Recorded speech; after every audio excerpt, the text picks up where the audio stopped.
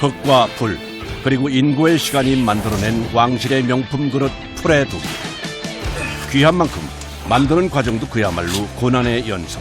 기술 없으면 못해. 무너지기. 가마의 온도는 무려 1300도. 한여름 타오르는 장작불과 싸워야 하는 힘든 작업. 들어가면 뜨겁고 김을 만지면 한 100도 정도. 땀이 비오듯 쏟아지는 찜통 같은 제작 현장. 예로부터 임금님 수라상에 빠지지 않던 화려하고 귀한 은주전자와 은식기들. 하나의 작품이 완성되기까지는 수만 번의 망치질이 있어야만 하는데 거의 손목을 많이 써요. 여기에 무기가 많이. 장인의 섬세한 손길과 고된 작업으로 완성되는 은주전자. 대를 이어 왕가의 명품을 만들어내고 있는 그 현장으로 들어가 봅니다. 경기도 화성시 한 도기 작업장. 이곳은 오랜 역사를 가진 전통 그릇 프레도기를 제작하는 곳입니다. 검고 푸른 빛을 띠는 것이 특징으로 예전 왕실에서 사용하던 발효 저장 용기입니다. 16세기 승불도를 통해 왕실에서 프레도기를 사용하는 흔적을 발견할 수 있는데요. 오랜 시간이 지난 지금까지도 전통 방식 그대로 프레도기를 만들고 있다고 합니다. 프레도기는 일반인들이나 그 양갓집에서 쓸 수가 없었어요. 왕실에서만 쓰고 왕실에서 하사한 불교용품으로 절에서만 약간씩 썼습니다.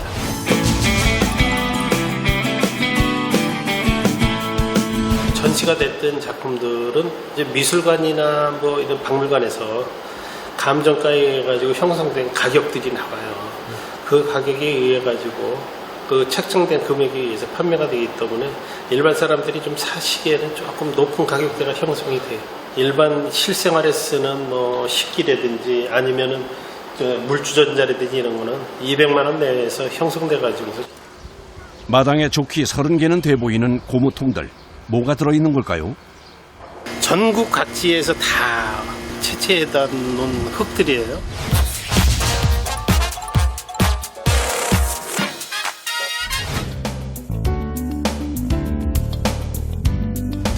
이 색깔이 다 지역마다 다 틀린 거예요. 이거는 전남 고흥에서 온 거예요. 얘는요? 이건 해남.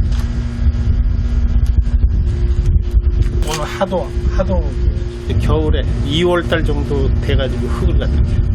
아주 추울 때는 이게 삽이 안 들어가니까는 조금 그 날씨가 풀려가지고 2월에서 3월 넘어가는 시기에 이제 흙을 켜요.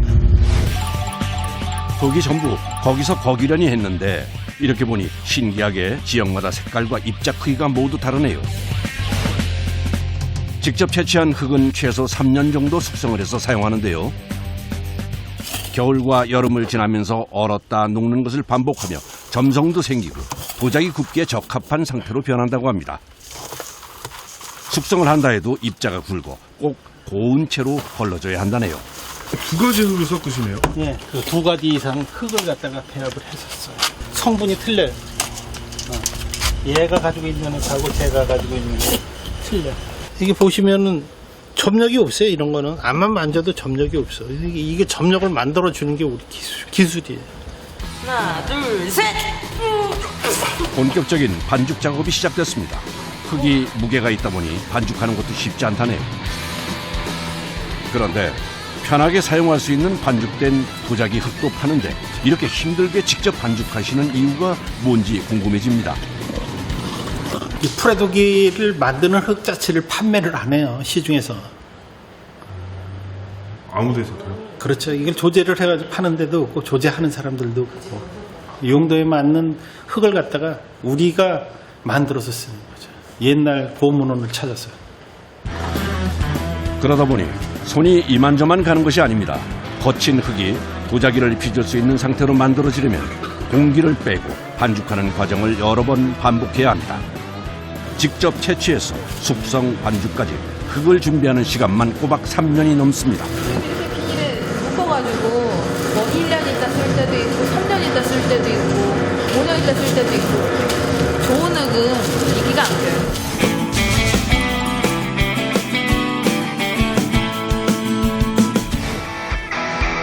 프레도기를 만드는 과정은 그야말로 시간과의 싸움입니다. 반죽한 흙은 또다시 1년 이상 숙성한 후 사용합니다. 이게 2014년도 흙이에요. 응?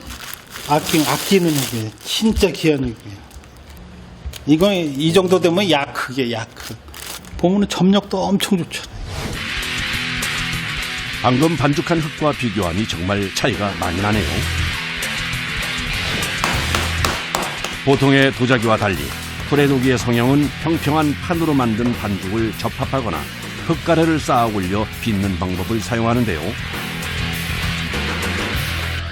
그 이유는 흙의 점성이 떨어져 물레 작업을 할 때 한 번에 올리지 못하기 때문입니다. 자꾸만 반복해서 두들겨주고 그 부분에 압력을 줘가지고 밀착을 시켜줘야지만 이게 붙어있는 거지, 그렇지 않으면은 마르는 중에 떨어져 나오고 또 불에 들어가면 또 2차 수축이 되면서 또 그 부분이 갈라져 버려요. 그걸 방지하기 위해서는 두들겨줘가지고 이게 압축을 시켜가지고 붙여줘야 돼요. 흙의 입자가 거칠어 빚을 때도 모래가 긁히는 소리가 많이 나는데요. 자세히 들어보면 타닥타닥 하는 소리가 꽤 크게 들립니다. 저는 이게 손에 이게 많이 이렇게 떨어져 나간 데가 있어요, 이런데. 그래서 이 흙 자체가 거칠기 때문에 이게 많이 다쳐요. 이게 손이 이렇게 그 작업하고 나면 제일 먼저 아픈 데가 손톱 밑에. 손톱 밑이 이렇게 벌어져가지고서 피가 많이 나고 그러는 거죠. 프레도기의 또 다른 특징은 도자기 표면에 유약이나 잿물을 바르지 않는다는 건데요. 그래서 도자기가 숨을 쉰다는 장점도 있지만 만드는 과정은 더 까다롭습니다. 성형 후 도기에 그림을 그리는 작업자. 시간을 오래 끌면 선이 구불구불해져 순간적으로 빠르게 그려야만 한다네요. 프레도기는 옛날에 그 궁중에서 쓰던 거예요. 그만큼 귀한 거시네요. 그럼요. 엄청 귀한 거지. 일단 약을 안 발랐다는 거는 그만큼 고급 독인데, 예. 유약을 안 발라 습기에 민감해 자칫하면 금이 갈 수도 있습니다. 그래서 긴 시간 말려줘야 합니다.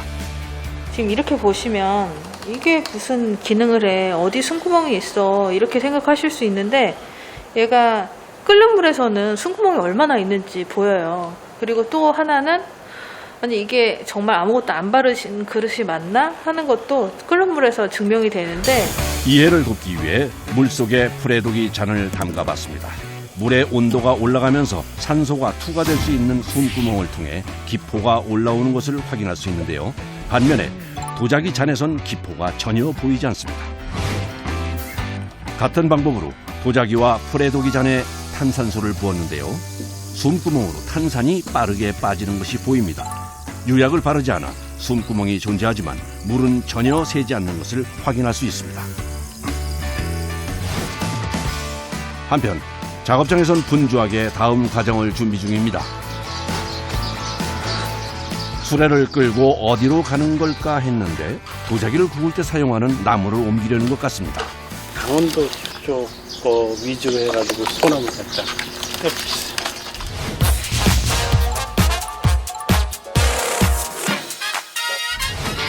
프레도기를 만드는 요소 중 가장 중요한 것 중에 하나가 나무입니다. 가마 속 온도를 높이기 위해선 지름 30cm 이상의 통나무를 사용해야 한다고 하네요. 요거는 지금 한 3년 정도 건조된 나무고, 저쪽에 있는 건 한 6년 정도 건조된 나무이기 때문에 화력 차이가 있기 때문에 처음에 화력이 너무 많이 크면은 깨져요. 그래서 저희가 적당히 습도가 있는 그 나무를 갖다가 골라가지고 해주고 있어요. 짧게는 2년에서 길게는 8년에서 9년까지 건조한 다양한 나무를 보관 중인데요. 이유는 가마 상황에 따라 건조 상태가 다른 나무가 필요하기 때문입니다. 워낙 오랜 시간 이제 떼고 불도 워낙 높기 때문에 한 7톤 정도 들어가요. 말이 7톤이지 한옥 한 채를 지을 분량입니다. 그것도 100% 소나무를 사용하는데요. 프레독인 유약 대신 표면에 나무에 재를 입히는 독이라 폐자재 같은 저렴한 나무를 사용하면 이물질이 붙어 최상의 그릇을 얻을 수 없습니다. 다음 날 작업장을 다시 찾았습니다. 오늘은 드디어 가마 작업을 하는 날입니다. 아침 6시. 아직 이른 시간이지만 분주합니다. 해가 떨어지기 전에 건조한 도기를 모두 넣고 불을 붙여야 해서 아침부터 서둘러야 합니다. 가마 안에 있는 있는 먼지를 불어낼 거예요. 불 떼기 전 가마 청소는 굉장히 중요한 작업입니다. 청소를 시작하자마자 가마 안이 재와 먼지로 가득 찹니다. 숨을 쉬기도 힘들고 금방 온몸이 재투성이가 됩니다. 가마 안이 불이 세지면 압력이 엄청 세서 이런 것들이 다 흩날려서 작품에 다 붙게 돼 있거든요. 그래서 처음부터 이걸 없애줘야지 이제 좋은 작품이 나와요. 청소가 끝난 후 도기를 넣는 작업이 시작됐습니다. 가마의 높이가 낮아 이렇게 큰 사이즈의 기물은 넣는 것 자체가 힘이 듭니다. 불려. 여자가 들어가기에도 힘들어 보이는 높이의 작은 가마.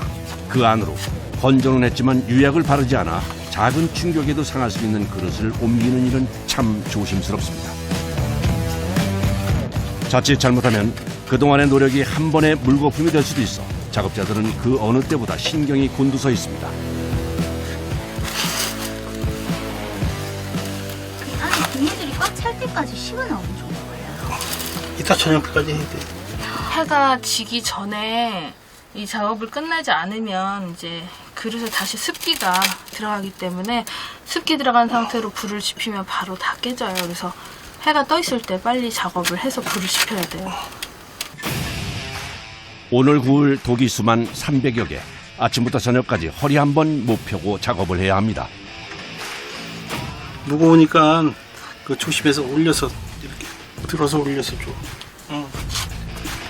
풀의 도기를 만드는 일은 처음부터 끝까지 노동의 연속입니다. 숨쉬기도 힘든 좁은 가마 안에서 아버지와 딸은 차곡차곡 도기를 채워갑니다. 연속되는 노동에 지치실 만도 한데 아무리 힘들어도 도기를 쌓는 일은 아버지가 직접 하십니다. 경력 20년이 가까이 되는 딸에게도 아직 한 번도 이 자리를 내주신 적이 없다네요. 이건 아무나 못해요. 이거 기술 없으면 못해. 무너지겠다. 이거 잘못 쌓아놓으면 그냥 무너지면 끝인데. 도기의 크기와 재질 그리고 불의 방향까지 철저하게 계산해 쌓아야 하기 때문에 숙련된 기술이 필요한 작업입니다. 아이고, 이거 정말 큰일 날 뻔했네요. 다리 힘이 풀려요. 워낙 오르막을 왔다 갔다 해야 되다 보니까. 다리가 풀릴 정도로 힘든 작업이 이제 서서히 끝이 보입니다. 아침 7시부터 저녁 6시까지 꼬박 11시간이 걸렸습니다. 아이고, 맞습니다. 아이고. 아, 옷이 다. 젖었죠. 이제 불을 지필 준비가 끝났습니다. 풀의 독인 날씨의 영향을 많이 받는 그릇입니다. 비가 오면 도기가 수분을 먹어 깨질 수 있어 가마 작업 자체를 할 수가 없습니다. 유난히 날씨가 변덕스러웠던 올해는 오늘이 첫 가마입니다. 가족들은 무사히 작업이 끝나길 빕니다. 그냥 마음 편하라고 지내는 거죠. 그다음에 불 때는 게 이제 힘드니까 가족들이 이제 건강하게 사고 없이 마실 수 있도록 해달라고. 드디어 가마에 불이 붙었습니다.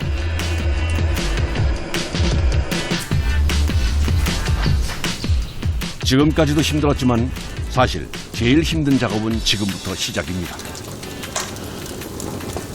가마는 그냥 나무를 많이 넣는다고 이게 그냥 다 익는 게 아니야. 천천히 떼가지고 달궈줘야 돼. 벽돌이 달고 앞에서부터 달궈져가지고 기물도 저 끝에까지 다 빨갛게 달궈져. 4박 5일을 이렇게 떼줘야지만 이거는 다 끝나는 거야. 극한의 4박 5일이 시작됐습니다. 이제 가마가 타는 4박 5일 동안 24시간 가마 앞을 비울 수가 없습니다.